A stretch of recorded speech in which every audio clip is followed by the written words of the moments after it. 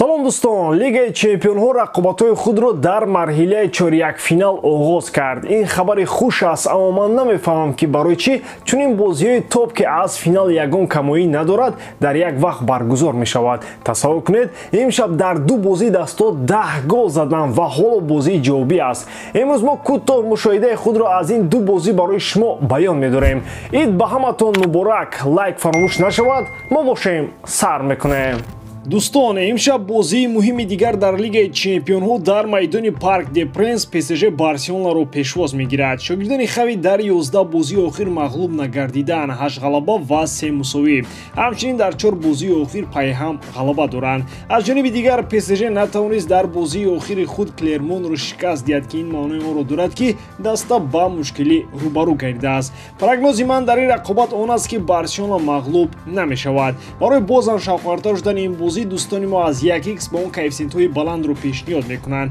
Дар менюи асосии барнома ба аксия даромада, дар ставка без риска ба ғалаба ва ё мусовии дилхоҳ даста то $70, яъне то 700 сомонӣ натарсида ставка кунед ва дар ҳоли сӯхтани чек маблағ ба ҳисобатон бармегардад.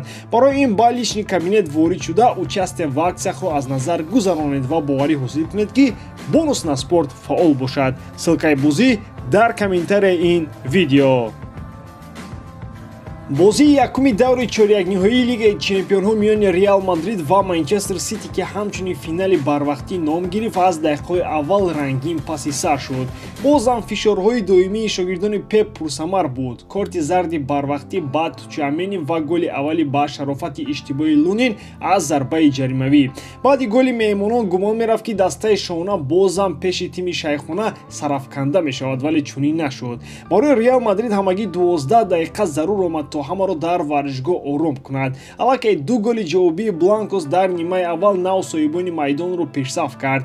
Нимаи аввали бозӣ ҳарчанд бачаҳои Пеп дар роҳи голзанӣ зур ҳам задан, вале дастаи Анчелоти дигар як сару гардан боло буд. Инро ҳам омор нишон доду, ҳам талоши тими шоҳона дар рафти муборизаҳои майдонӣ. Вале баъди танаффус чӣ тавре дидем, зебогии комбинатсионӣ дар иҷрои ҷуфти Родриго ва Винисиус дер давом накард.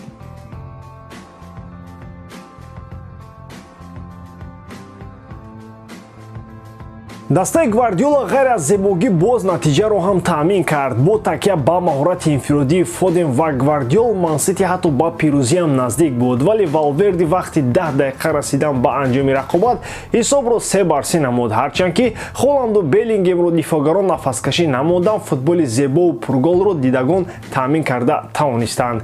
Мусовии 3-3 албатта рақобати ҷавобиро дар варзишгоҳи Иттиҳод ҷолибтару рангинтар мекунад. Набуди Тучамени ва бозгашти фоизаи муҳаррики Сити албатта ки барои дастаи Дон Карло дар сафар мушкилии иловагӣ пеш меорад. Зеро Реал Мадрид дар замини хеш зери варзишгоҳи пӯшида бозам шаҳриёнро шикаст дода натавонист. Вале голҳои зебои ҷонибҳо ба таври ҳамешагӣ дар хотираҳо боқӣ мемонад. Пешсафии Сити аз рӯи зарбаҳои рост ва тӯбдорӣ дар сафар аллакай натиҷаи мусбит дод. Дар хона дастаи Гвардиола мисли мавсими пешин метавонад бо чунин сатҳи бозӣ натиҷаи 200%-ро ҳам нишон диҳад.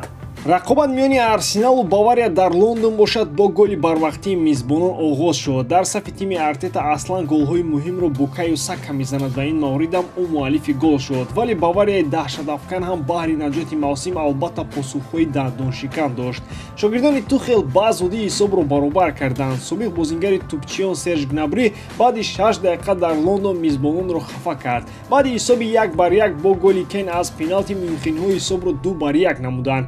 Кен аллакай то танаффус исбот кард ки гол задан ба дарвозаи Арсенал барояш 2-2 аст. Дар омади гап, худи Кен ҳам дастпарвари тими ҷавонони Арсенал аст, вале фишорҳои пайваста ба талошҳои ҳамешагии мизбонон дар хати ҳамла ахиран самар дод. Леандро Тросард аз эҳтиёт вориди майдон шуд ва ҳисобро 2-2 кард. баъди натиҷаи мусовӣ албатта олмониҳо таваҷҷӯҳи бештар ба хати дифоъ менамуданд. Дақиқаи 89 бозии Коман метавонист пирӯзиро барои дастаи Тухел таъмин намояд. Аз ҷониби Арсенал бошад, дар фурсатҳои охири бозӣ қариб пеналти зери даст меомад, вале кулли ин ҳолатҳо зери пайванда ки агар монду, тақдири рохати нимфиналӣ дар замини олмонӣ ҳаллу фасл мешавад. Аз ҷониби дигар, ҷароҳати Серж Гнабри дар кушодани саҳифаи нави ин муборизаи майдонӣ мушкилие барои Бавария ҳамоя эҷод мекунад. Мушкили Арсенал бошад ин рақобати арзандаи сафарӣ аст. Умуман талоши Арсенал дар рӯи пирӯзӣ аслан дар ин рақобат бештар буд, вале Бавария ҳам